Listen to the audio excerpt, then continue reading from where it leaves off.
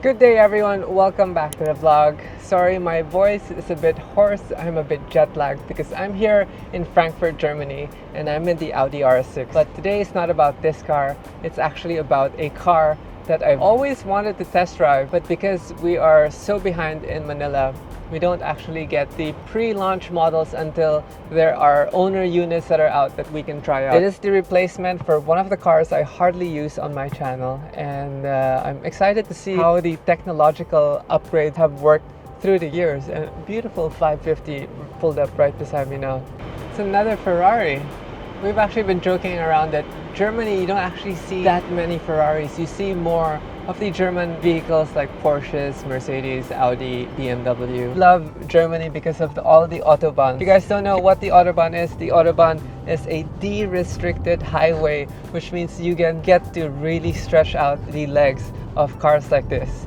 So I've gone around 315 already, if I'm not mistaken, in this Audi RS6 wagon. This has the ABT package, which means it's tuned to about 600 horsepower. I did not bother to read any stats online. I did not bother to get any specifics and technical data because right now all I want to do is jump in the car and see if the improvements from the older model, which I own, are actually worth it. This car has electrification.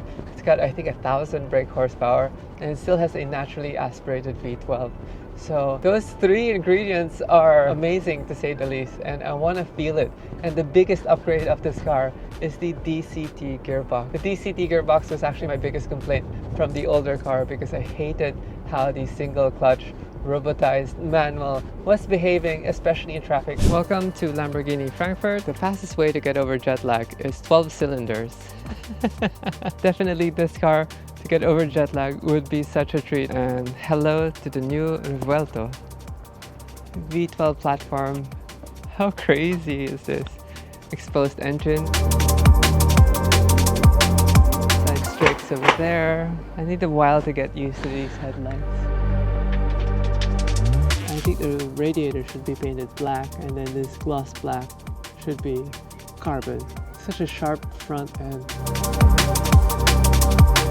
It's going to be interesting. So if you guys know, I have the Lamborghini SVJ Roadster, and the SVJ has the single clutch, but this one has the dual clutch. Okay, it is so hot today. Where's the lift? Okay, got it. How do you change mode? There. Okay, there we go. Corsa Sport. Okay.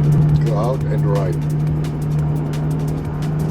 I think the SVJ still looks better. Okay, gotta get used to that. They moved the signal light to the steering wheel.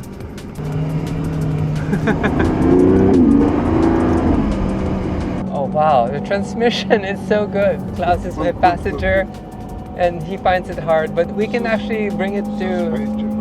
We're on sport mode.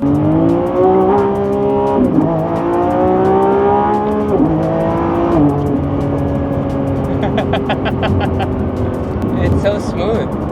8 gears. Sounds good for a stock car.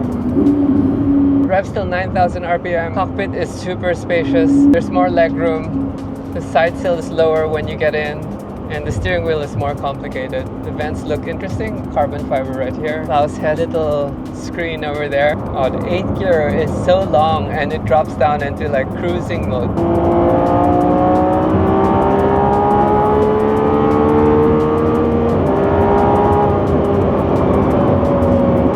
Wow.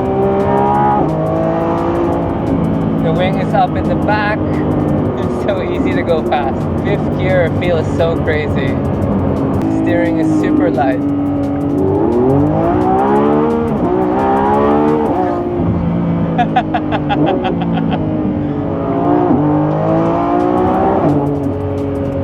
Crazy.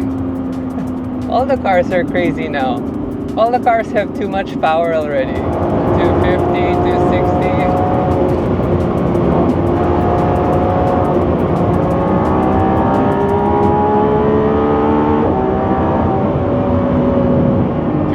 Like this in Manila? No! That's how we come to Germany. Wow.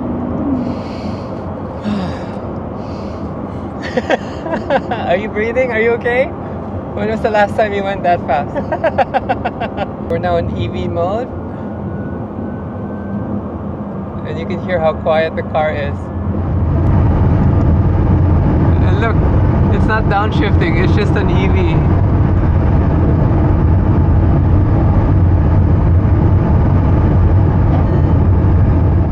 Cluster, and everything's here now. The battery, the fuel gauge, and then this is the knob to control the modes. Obviously the RPM cluster. We're in hybrid mode now, which will go to performance. You get this weird two-step on the cluster. It's fast, so fast.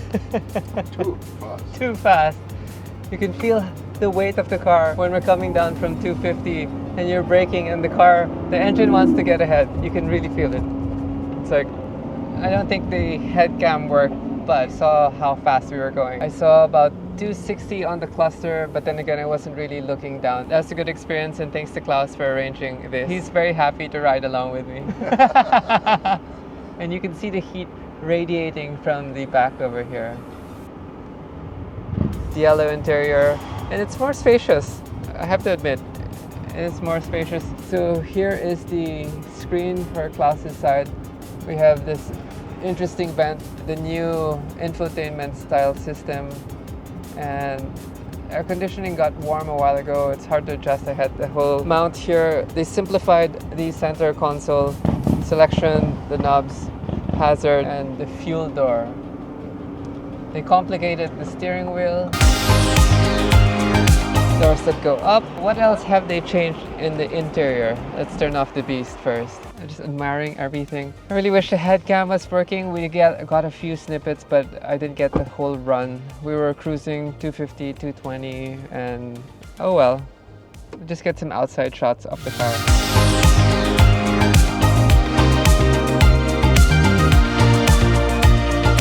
These are reverse lights here. Camera. So a while ago the wing goes up, this one deploys up, and yep, the engine. Nothing like Lamborghini attracting everyone. Just park it and people just flock through it. How much space does the hood have? Let's find out. EV plug, yes.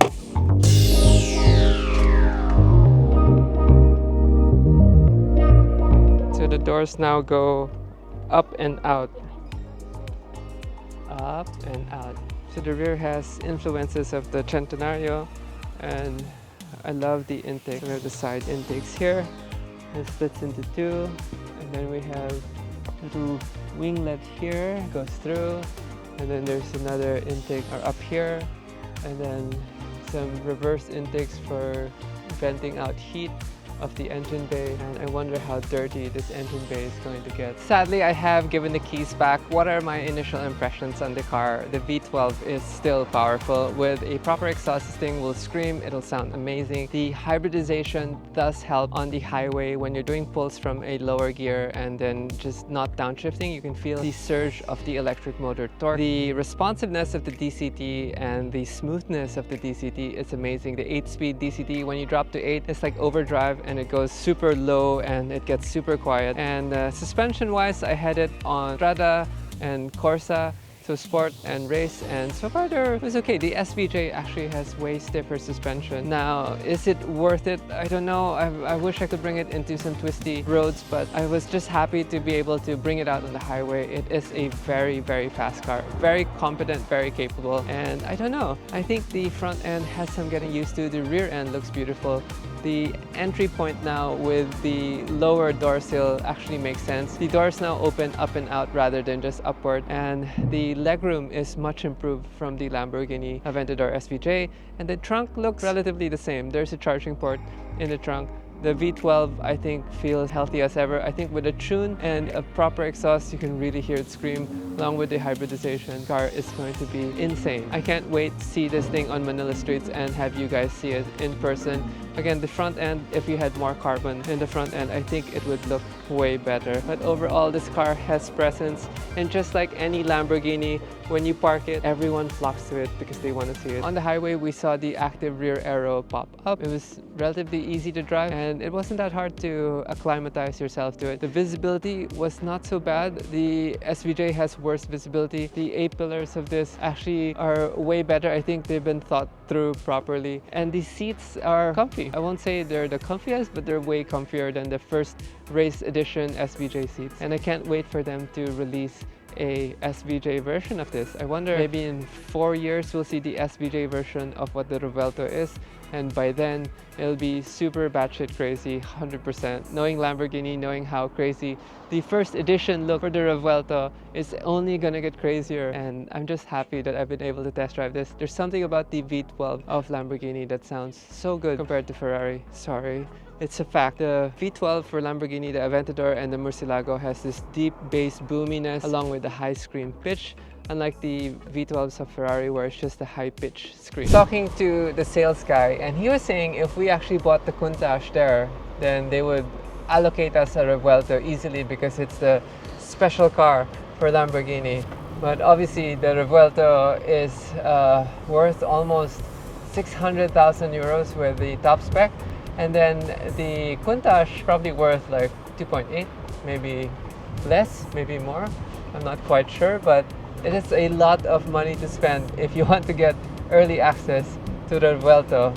And it's so crazy. The advent of electrification where Europe can no longer produce the big V12 motors. A lot of car collectors are forking over their money so that they can get the V12 platforms because they know the successors, like the Huracan successor, will be a V8 twin turbo. By a certain time in the future, Europe is no longer allowed to use the big internal combustion engines, and that's going to be difficult for car lovers like me because I prefer the sound. The sound is everything, and if we don't have the sound, then everything is just going to be electrified with some whirring sounds, and I don't know if that's a good future for car enthusiasts. Thank you to Lamborghini for keeping the V12 platform alive, and congratulations to whoever has the new Revuelto. It's an amazing car that you can use daily, weirdly enough. Anyway, on that note, I hope you guys enjoyed this short feature on the Lamborghini Revuelto. Thank you to Klaus, thank you to Lamborghini Frankfurt,